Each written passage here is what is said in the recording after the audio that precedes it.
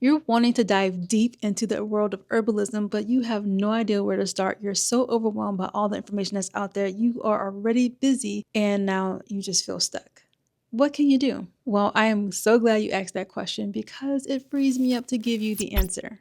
So let's roar. Well, in this video, I'm going to give you 3 tips to help make that process of getting into herbs a little bit less overwhelming, easier, and more fun. And in the end, I'm going to invite you on a journey. So you'll want to watch this video all the way through to get all of the helpful information. I know you're busy, so I'll make this quick. I'm a wife, a mother of 3 children who I homeschool. I'm a full-time homemaker. I cook most of our foods from scratch, plus other endeavors that I'm into. So I know a thing or 10 about being busy, and I don't have the time to learn much of anything else and being stuck in the process. Yes, going down a rabbit hole of a topic that I'm interested in can be fun, but it's also time consuming. And by the time you look up from your computer, it's dinner time and there's nothing to eat. Ask me how I know. So to avoid this happening to you, here are my 3 tips.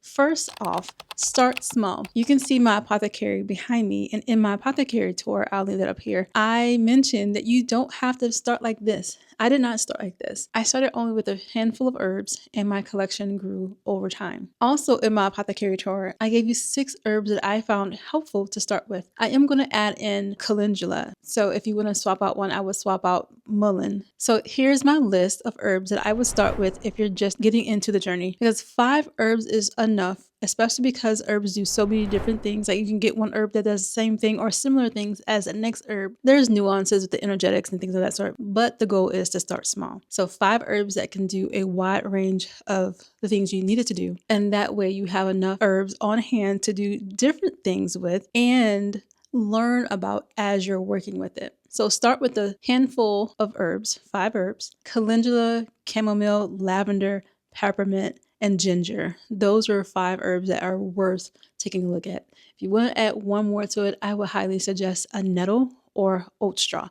Those are nutritive herbs that will help bring so much nutrition to your body. Anyway, so those are 6 herbs that I gave you yet again. Hey, if we have not met before, I'm Celeste, and I'm here to help you go from feeling like you failed at homemaking to feeling more confident in your role as you build more skills, all the while applying the Word of God to everyday tasks. Around here, we're all about roaring loud, loving well, and serving big. If that feels like a home for you, then you're in the right spot. Go ahead and give that like button a scratch because it helps me know how to serve you better. The next tip is very similar to that. So not only do you want to start small with what herbs you have, but also what you do with them. Don't try to do everything in a month. Now try to make teas, infusions, tinctures. That's overwhelming and that's way too much to put on your plate. Instead, focus on what you already do.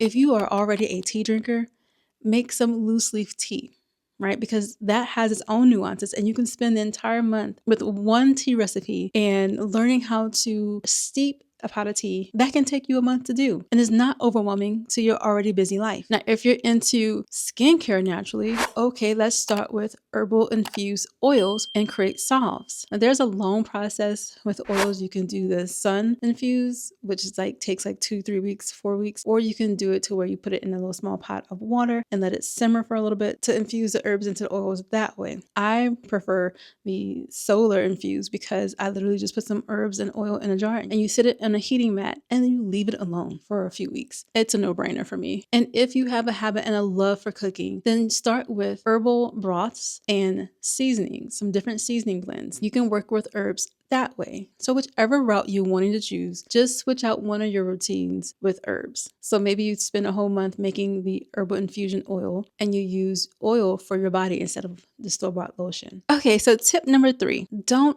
overthink this. Yes, herbs can be a little overwhelming, but the more you think on this without doing something, the less you're going to do and the more you get overwhelmed and paralyzed and you won't do any of it. So my advice is grab an herb that really intrigues you, peppermint, calendula, whatever.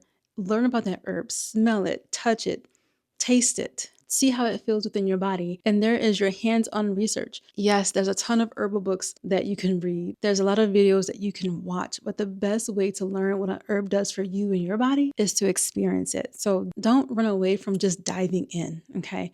You don't want to, put all herbs together at once, but you don't want to get stuck in that analysis paralysis mode and you never do. So don't overthink it. What also helps with not overthinking this is to have an herbal buddy. Find you a friend who is on the same or similar level of herbs knowledge as you and connect with that person. Now, if you don't have a friend who is on the herbal journey as you are, go ahead and leave a comment in the comment section that you're looking for an herbal friend. Maybe someone online will link up with you and you guys can share information, because when you are on the same level, you get to share information that you're learning and receive information that they're learning, and then you can still research it for yourself. But it makes this journey so much more enjoyable when you have a buddy with you and you're not just looping things in your head all the time. So those are my 3 tips that will help you move from analysis paralysis to actually enjoying and experiencing the beauty of herbs. Now, if you heard that and all that sounds amazing to you, but you're still like, Celeste, I would like a little bit more guidance, a little bit more hand holding, or a little bit more